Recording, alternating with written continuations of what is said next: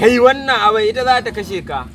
Allah na sha gaya ana jin daɗin rayuwa ta baba. Dama abin da zaka ce kenan ana ba mu shawara. Na sha gaya mai ya daina ya ga kamar. Ai di iskancin da zaka ka dan ajiye wannan abin a gefe. Ina shaye ya gurgudu ne ka dai gane amma ba na shan shi.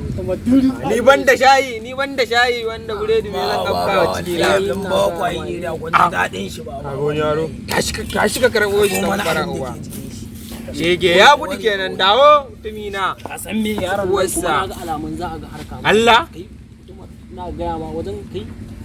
Ka ga wani tsoho nan. Zo nan. Zo nan. No. Kai, kawo abin da yake hannunka mana. Ana kawo ko mana. Ni in baka abin da yake hannuna ka san waye ni. Ko dan ka gani da babbar riga da babban wato zaka ce baka wani abu. Ai ne da gayya nake hakan fa dan ku ganna kaman mahaukaci ne ku kun yi sabo yi mini zara waye ku. Wallahi kaga baba ta ce ta aike ni makarantar islamiyya shi ne na zo nan wajen nake musu addu'a Allah hiriyar su daina abin nan wallahi amma ai ni a kiran da kai mun ji ne kamar ai ka zo ne za ka karbo wani abu a waje a ta ne baba ka zo koya min da ake salatin annabi Muhammad sallallahu alaihi wasallam.